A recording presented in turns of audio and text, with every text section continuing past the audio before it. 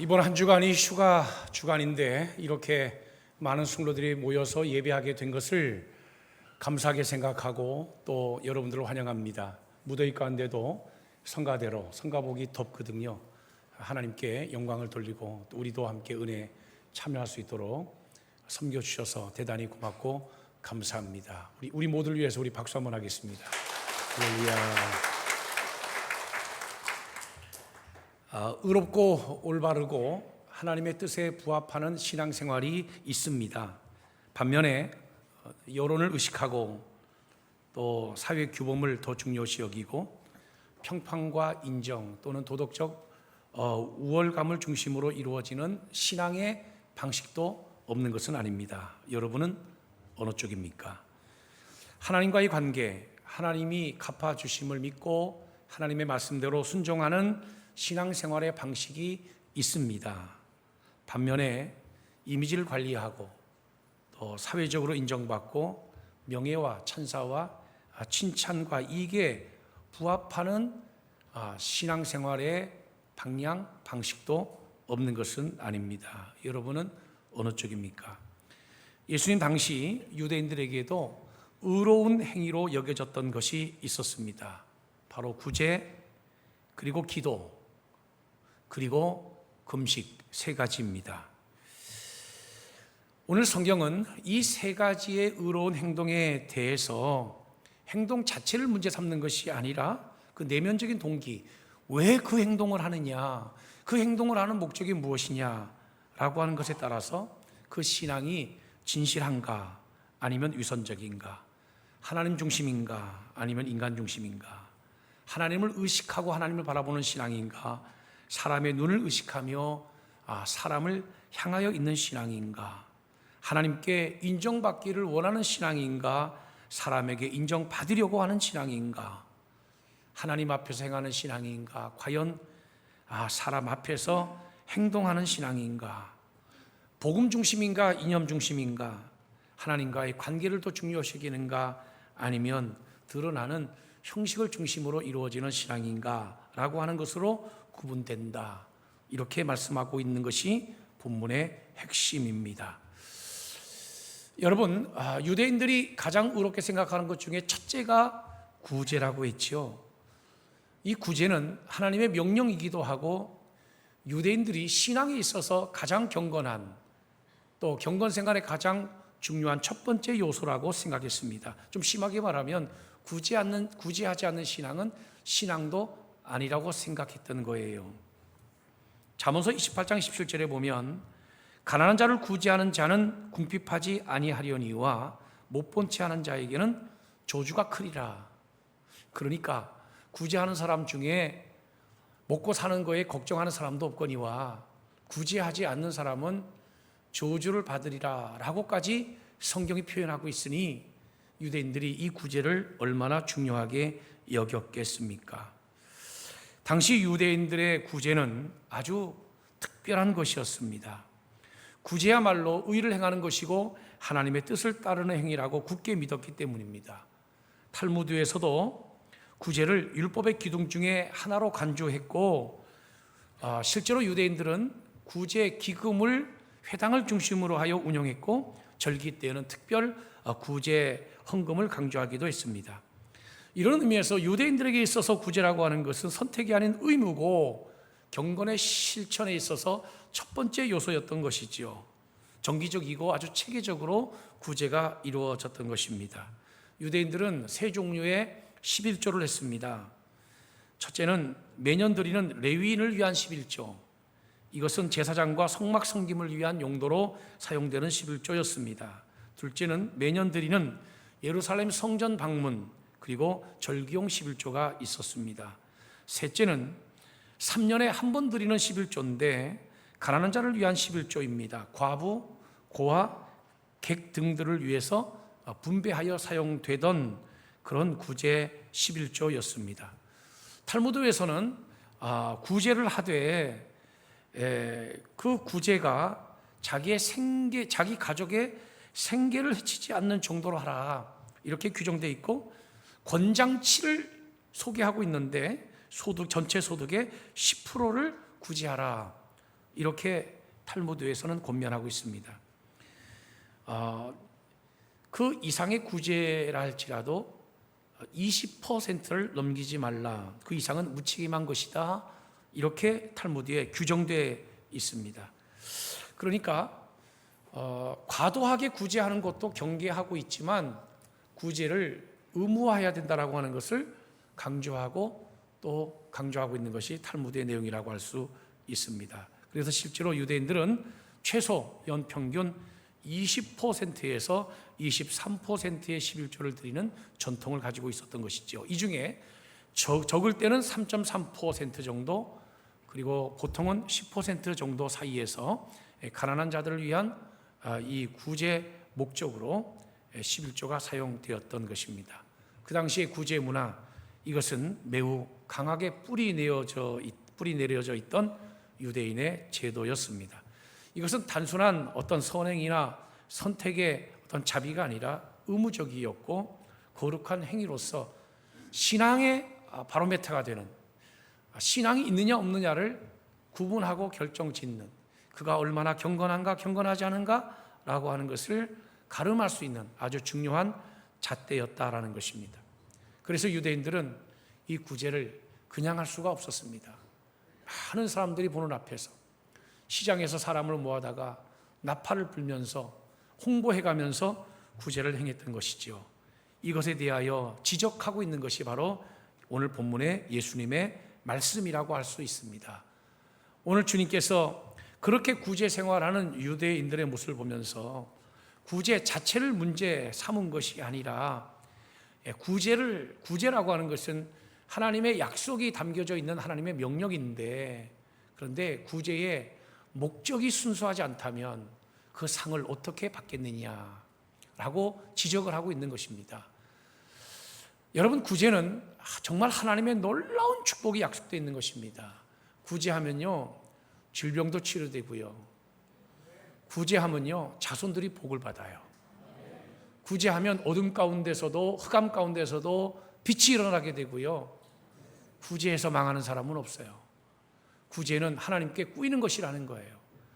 우리가 구제하면 하나님이 그 구제에 대한 채무자가 됩니다. 하나님이 갚지 않고는 안 되시는 것이 바로 구제입니다. 그러니 구제라고 하는 것이 하나님의 나라 백성의 입장에서 얼마나 중요한 것입니까? 문제는 그 구제가 자신의 삶을 드러내는 것이 되어서는 안 되고 하나님의 영광을 드러내고 나타내는 것이 되어야 된다는 거예요. 왜냐? 두 가지 의미에서 그렇습니다. 하나는 상은 딱 한 번밖에 주어지지 않는 거예요. 하나님께 상을 받든지 사람에게 상을 받든지, 하나님께 인정을 받으면 하나님의 인정은 없어요. 사람에게 갈채를 받으면 하나님께 칭찬은 없는 것입니다. 상은 오직 딱 한 번 주어지는 것이기 때문에 사람에게 상을 받던 하나님께 상을 받던 그 상은 한 번밖에 받을 수 없다는 거예요. 그러므로 사람을 향하여 사람을 바라보고 구제하고 경건생활하게 되면 사람에게는 갈채와 박수를 받겠지만 하나님께서 주실 상이 없다는 거예요. 오늘 본문은 이미 자기 상을 받았느니라 그랬는데 원어적 의미에는 이것이 영수증으로 번역이 되어 있어요. 영수증 말입니다. 영수증은 이미 계산이 끝났다는 거예요. 사람에게 박수를 받으면 이미 하나님이 주실 것에 대해서는 계산이 끝났다는 거예요. 다시 말하면 하나님이 줄 것은 없다라고 하는 것입니다. 또 하나는 더 심각한 문제인데, 이것은 단순히 구제 하나만을 얘기하는 게 아니에요. 오늘 우리는 이 말씀을 들으면 구제라고 하는 용어가 귀에 강하게 박힐지 모르겠지만, 당시 유대인들의 입장에서는 구제라고 하는 것은 그 자체가 신앙생활이었어요. 구제는 경건생활에 아주 으뜸이 되고 첫 번째 해당되는 거였어요. 여러분, 오늘 우리가 본문에 구제라고 하는 말씀을 다루고 있죠. 다음 주에는 기도에 관한 것입니다. 그 다음 주에는 금식에 관한 겁니다. 그러니까 유대인들에게 있어서 신앙생활 그러면 아주 쉽게 말하면 세 가지라고 보시면 돼요. 구제하는 거, 기도하는 거, 금식하는 거. 그렇게 본다면 이 구제는 그 중에서도 첫 번째인데, 구제는 신앙생활의 모든 것을 대변하는 신앙생활의 대표적인 신앙 행위였다는 것이죠. 그러므로 이 구제의 삶의 패턴, 이 구제를 행하는 이런 패턴이 당시 유대인들의 신앙의 패턴을 결정짓는 아주 중요한 가름마가 되었다는 것입니다. 이런 의미에서 이 구제는 간단한 문제가 아닙니다. 그것이 사람을 향하고, 그것이 박수를 향하고, 그것이 인기와 자기 브랜드 가치를 향했다고 한다면 하나님과는 관계가 없다는 거예요. 여러분, 신앙생활이 하나님을 향하지 않고 사람을 먼저 향하게 되면 그 신앙은 둘 중에 하나에 반드시 함정에 빠지게 돼 있어요. 하나는 뭐냐면 교만이지요. 사람 쳐다보고 사람 바라보고 사람 기대하고 사람에게 보이기 위해서 신앙생활하게 되면 함정에 빠지기 쉬운 제일 첫 번째는 바로 교만이에요. 나 정도면, 내가 그래도, 내가 이렇게 구제함으로써 저 사람들의 불쌍함과 긍휼을 내가 알아준다. 도덕적인 우월감, 이게 바로 교만으로 빠지게 되는 것이죠. 또 하나는 시험에 빠지는 거예요. 사람 바라보면서 신앙생활 하다가 시험에 빠지는 것입니다. 여러분, 우리가 신앙생활 하면서 교리가 잘못돼 가지고 시험 드는 사람들은 거의 없지요. 그런데 보통 시험 드는 사람들을 보면 나 목사님에게 실망했어, 장로님들의 헌신도에 나는 실망했어, 권사님들의 위선에 나는 정말 실망했어, 교인들의 저 이중생활, 여기서 저 말하고 거기서 저 말하는 정직하지 못한 저 삶의 패턴, 나는 너무 실망했어. 사실 그래서 대부분 시험 드는 거 아닙니까? 그 왜 그러냐? 사람 바라보면서 신앙생활해서 그래요. 하나님 바라보는 사람은 조금 흔들리기는 해도 완전히 넘어지지는 않아요. 신앙생활하다 보면 왜 사람에게 실망하지 않습니까? 당연히 실망하죠. 근데 그럴 때마다 우리는 말씀을 붙들고 다시 일어서잖아요. 다시 말씀을 붙들고 회복하잖아요. 할렐루야, 할렐루야. 목사님이나 장로님들이 좀 실망을 시켜도 에휴, 뭐 천사도 타락해서 사탄이 되기도 했는데, 천사도 타락하는데 뭐 주의 종들도 때로 타락도 하겠지. 실망스럽지만 신앙생활은 하나님 바라보는 거니까 하나님 붙들고 일어서자. 나라도 그렇게 하면 안 되지. 나라도 바로 신앙생활 하자. 이렇게 딛고 일어서잖아요. 사람들은 이 세상을 바라보면서 희망이 없다고 얘기하는데, 여러분, 희망이 없다고 얘기하는 그 사람 있는 한 사실은 희망이 있는 거예요. 왜 희망이 자꾸 없다 그래요? 세상을 바라보면서 실망할 정도라면 그 사람이 희망이잖아요. 따라하겠습니다. 내가 있는 한 희망은 있다. 할렐루야. 그러니까 신앙이라고 하는 그 신앙 패턴이 사람을 의식하고 사람을 기대하고 사람에게 인정받고 사람에게 박수를 받는 방향으로 그 신앙이 자꾸 이렇게 설정이 되게 되면 그 시간 문제지 반드시 그 신앙은 무너진다는 거예요. 교만으로 무너지든 시험으로 무너지든 무너진다는 거예요. 그런데 그 신앙이 하나님을 바라보는 것이라면 무너질 리가 없지요. 왜 구제합니까? 하나님이 나를 이렇게 값없이 구원시켜 주셨잖아요. 나 같은 사람을 이렇게 보호하시고 축복하시고, 나 같은 사람을 오늘 이렇게 예수 믿고 구원받게 하고, 나 같은 사람을 축복받게 하셨잖아요. 여러분들은 공감이 잘 안 가시나 보죠? 여러분들 정도면 그렇게 될 수 있는 거예요. 하여튼 여러분들은 그렇다 치더라도 저를 볼 때에 어떻게 나 같은 사람을 이렇게 하나님이 세우실까? 나 같은 사람을 세우심으로써 나 같은 사람도 하나님 앞에 이렇게 세워질 수 있구나 라고 하는 희망과 가능성을 보여주기 위한 것이다. 저는 그렇게 생각도 많이 들거든요. 이게 하나님의 은혜 아닙니까? 이 받은 은혜를 신앙 고백으로서 우리가 함께 나누는 쉐어, 나누는 거, 이것이 바로 구제고 이것이 바로 섬김 아니겠습니까? 그러므로 우리가 하나님을 섬긴다고 할 때 세상을 섬긴다고 할 때, 교인을 섬긴다고 할 때 하나님이 주시는 힘으로 하는 것 같이 하라라고 하는 의미가 바로 거기 있는 거예요. 여기에 무슨 공로의식이 있겠습니까? 이렇게 구제하게 되면 우리의 신앙이 경건해지고 우리의 신앙이 바로 서게 되는데, 사람을 바라보면 넘어지게 된다는 거예요. 그럼 여러분들에게도 한 가지 의문이 있을 거 아닙니까? 아니 목사님, 아니 몇 주 전만 하더라도 너희 착한 행실을 사람에게 비추게 하여, 사람에게 비추게 하여, 너희 착한 행실을 보고 하늘에 계신 너희 아버지께 영광을 돌리게 하라, 이렇게 설교하고 말씀하지 않았나요? 그러니까 목적이 중요하다는 거죠. 당연히 구제가 오른손이 하는 것을 왼손이 모를 정도로 은밀하게 하는 거 중요하다는 거예요. 근데 그 핵심이 뭡니까? 우리가 받아야 할 영광을 하나님께 돌려야 된다는 거 아닙니까?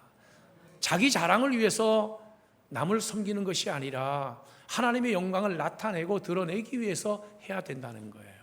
SNS에 올리고 안 올리고의 문제가 아니라 하나님을 드러내기 위해서 올리는 것이라면 그것이 예수 제자의 삶에 부합되는 것이지만, 자기 자랑을 위해서 하는 것이라면 상은 한 번밖에 없는 것이니까, 또 신앙생활의 패턴이라고 하는 것이 그런 식이 된다면 반드시 넘어지게 되는 것이니까 우리 주님께서 경계하시는 말씀을 하시는 거 아니겠냐는 거예요.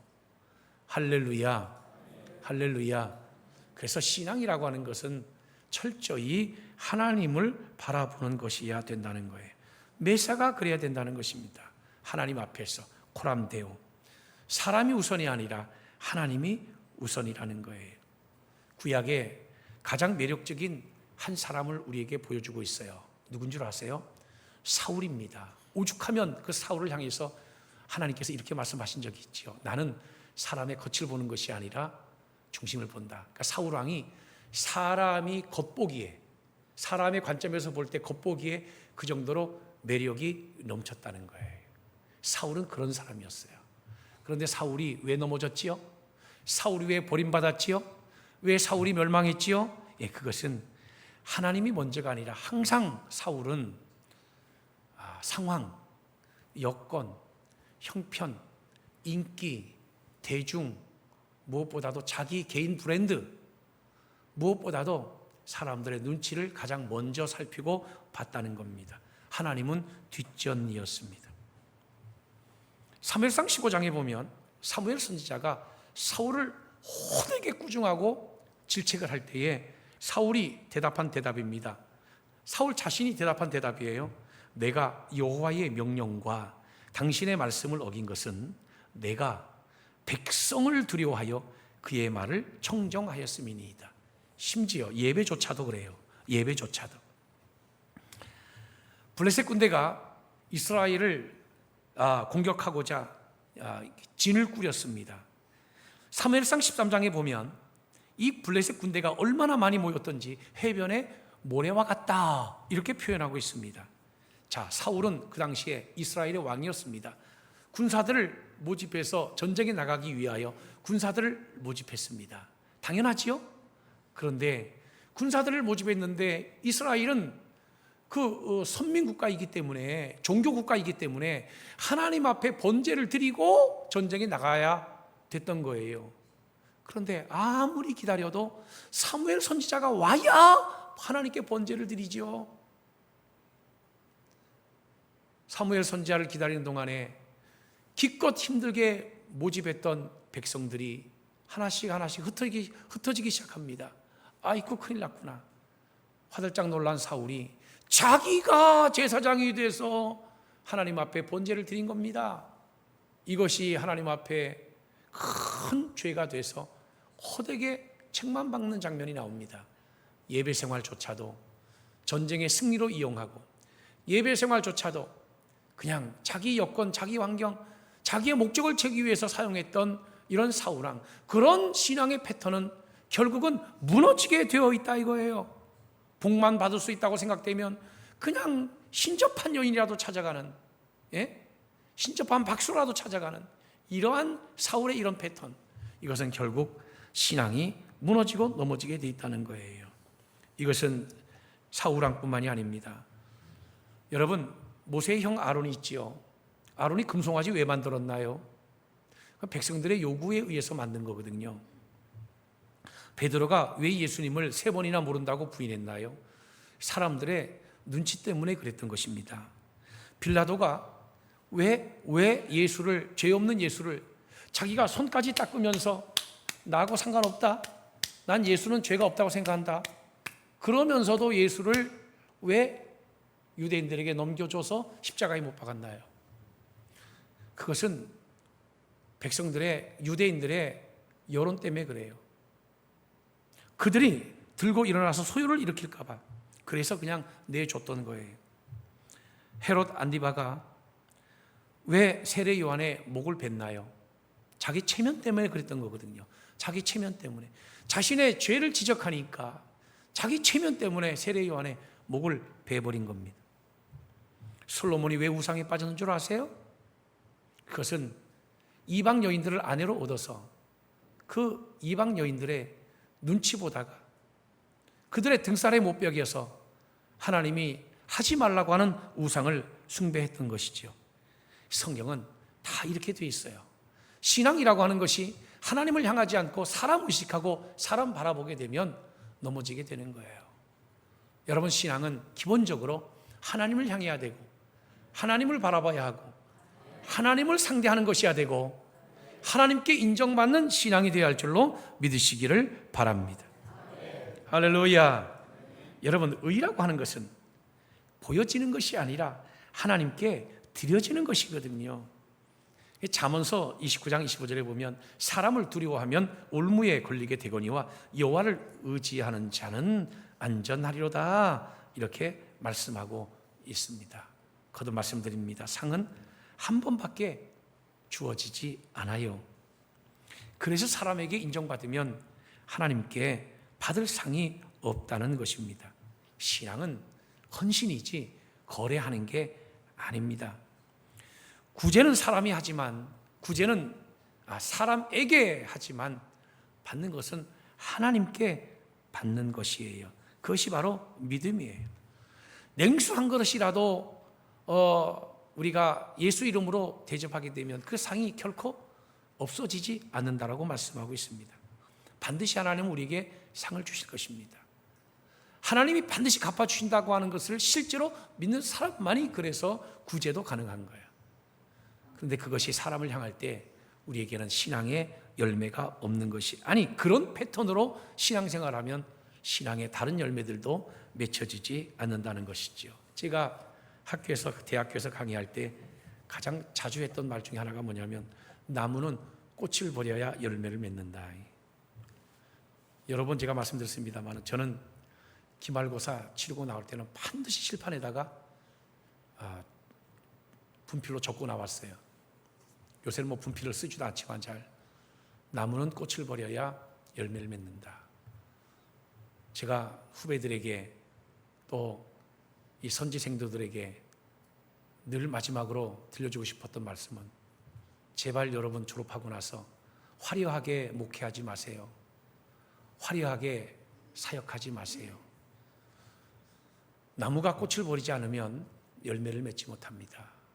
실제로 내용을 붙들고 목회를 해야지 화려하게 하지 마세요. 근데 뒤돌아보면 저도 뜻하지 않게 과연 이 말 속에 내가 자유로울까? 그런 생각을 여러 번 하게 됩니다. 여러분, 나무가 왜 꽃을 버려야 하나요? 꽃이 잘못된 거기 때문에 버려야 하나요? 나무에서 꽃이 피는 것이 뭐 잘못된 겁니까? 여러분, 나무에 꽃이 피지 않으면요 수정이 안 되고, 수정이 안 되면 열매가 없어요. 나무에 꽃이 필요한데 왜 꽃을 버려야 하나요? 여러분, 꽃은 열매를 맺기 위한 과정으로서 꼭 필요한 거예요. 그런데 그 나무가 열매를 맺기로 한다면 꽃을 포기해야 돼요. 꽃을 버려야 돼요. 모든 자양분을 꽃이 붙들고 있는 한 결코 탐스러운 열매는 기대하기가 어려운 것이죠. 여러분, 우리의 신앙이 얼마나 영광스러운 것입니까? 우리의 신앙이 얼마나 아름다운 것입니까? 우리의 신앙이 얼마나 복된 것입니까? 우리 신앙을 세상 사람들은 전부 다 조명하고 있습니다. 우리의 신앙이 얼마나 선하고 아름다운 것입니까? 그런데 여러분, 열매를 위해서는 때로 꽃을 포기하기도 해야 되는 거예요. 그래야 아름다운 열매가 맺히는 거예요. 우리의 욕심은 꽃도 여전히 유지하고 열매도 함께 맺히기를 원하지만 사실 그것은 쉽지 않은 거예요. 왜 그래요? 상은 꼭 한 번밖에 주어지지 않기 때문에 그래요. 사람에게 영광 받으면 하나님께 받아야 할 영광이 없어요. 하나님께 영광 그러니까 영광이 뭐지? 영광은 원어적으로 드러낸다, 나타낸다 이런 뜻이에요. 하나님이 드러나면 하나님께 영광이 되는 거예요. 내가 드러나면 자기 자랑이 되는 것이고요. 그래서 구제도 가능한 한 공동체 이름으로 해야 되는 거예요. 구제를 교회를 통해서 구제하고 교회를 통해서 선교하라고 하는 이유가 바로 거기 있는 거예요. 내가 개인적으로 하다 보면 내 이름이 드러나잖아요.